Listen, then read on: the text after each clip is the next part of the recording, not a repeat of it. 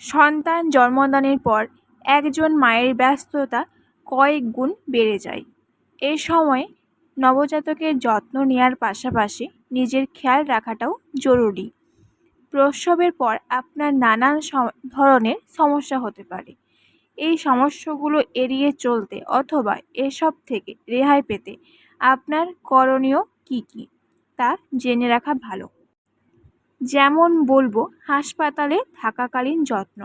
হাসপাতালে সিজারের মাধ্যমে ডেলিভারি হলে প্রসব পরবর্তী কয়েক ঘন্টা আপনাকে পোস্ট অপারেটিভ রুমে রাখা হবে।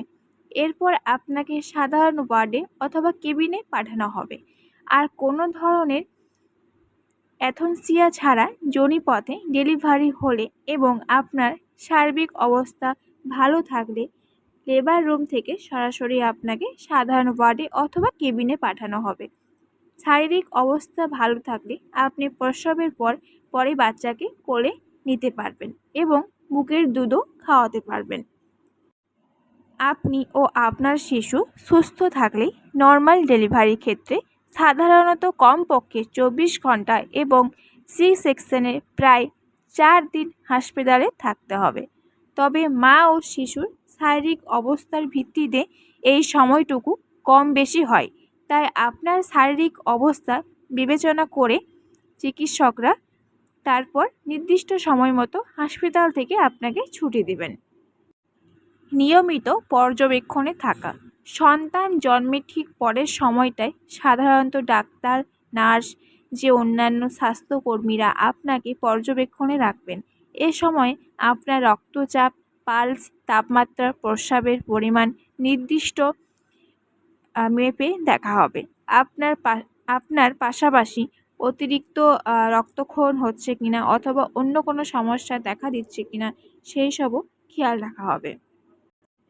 মূলত প্রসব পরবর্তী কোনো জটিলতা হচ্ছে কিনা তা দেখার জন্য আপনাকে কয়েক ঘন্টা পর্যবেক্ষণে রাখা হবে। বিশেষ করে যদি কোনো ধরনের অ্যাথেনসিয়া মাধ্যমে আপনার অপারেশন অথবা যোনিপথে ডেলিভারি হয়ে থাকে তাহলে কিছুটা বেশি সময় পর্যন্ত আপনাকে পোস্ট অপারেটিভ রুমে পর্যবেক্ষণে রাখা হতে পারে। ব্যথা নিরাময় করা। প্রসবের পর কয়েকদিন আপনার শরীরের নানা স্থানে ব্যথা অনুভব হতে পারে, যেমন স্তনে, তলপেটে, মলদ্বার ও যোনিপথের পরবর্তী স্থানে এবং সিজারের কাটা স্থানে। কিছু ক্ষেত্রে ওষুধ ছাড়াই ব্যথা কমে যেতে পারে। তবে ব্যথা না কমলে কিংবা অপারেশন হয়ে থাকলে আপনার বুকের দুধ পানকারী নবজাতকের জন্য নিরাপদ ব্যথার ওষুধ বেছে নেওয়া হয়। এরপর বলবো কাটা স্থানে কিভাবে যত্ন নেবেন। আপনার যদি সিজার অথবা নর্মাল হয়ে থাকে কিংবা ডেলিভারির সময় যোনি মুখের আশেপাশে ছিঁড়ে যায় তাহলে কাটা অথবা ছেঁড়া জায়গায় সেলাই করা হবে। এই সেলাইয়ের ওপর একটি ব্যান্ডেজ দেওয়া হবে। ব্যান্ডেজটি কমপক্ষে 24 ঘন্টা পর্যন্ত রাখা হয়। এরপর প্রয়োজন মতো নিয়মিত বিরতিতে সেলাইয়ের জায়গাটি জীবাণুনাশক দ্রব্য দিয়ে পরিষ্কার বা বলতে চাইছি ড্রেসিং করে দেওয়া হবে। এর সময় চিকিৎসক আপনার সেলাইয়ের স্থানে কোনো ইনফেকশন হচ্ছে কিনা তা চেক করে দেখতে পারেন। এরপর বলবো পুষ্টির চাহিদা পূরণ করা। আপনার ও আপনার সন্তানে কোনো জটিলতা না থাকলে প্রসবের দিন থেকে আপনি বুকের দুধ খাওয়াতে পারবেন। আপনি নিজেও আপনার চাহিদা মতো পুষ্টিকর খাবার খেতে এবং পানি পান করতে পারবেন। এটা অবশ্যই খেয়াল রাখবেন পর্যাপ্ত পরিমাণে প্রস্রাব হওয়া। ডেলিভারির পরে যত দ্রুত সম্ভব আপনি প্রস্রাব করার চেষ্টা করবেন। সিজার হলে আপনার প্রস্রাবের রাস্তায় অন্তত 12 ঘন্টা একটি ক্যাথেটার বা প্রস্রাবের নল পরানো থাকবে। এরপর থেকে আপনি নিজে স্বাভাবিকভাবে প্রস্রাব করতে পারবেন। ডেলিভারির পর আপনার প্রস্রাব করতে কিছুটা সমস্যা হতে পারে, তাই ডেলিভারির পর 24 ঘন্টা আপনার ঠিকমতো প্রস্রাব হচ্ছে কিনা সেটি ডাক্তার অথবা নার্স পর্যবেক্ষণে রাখে।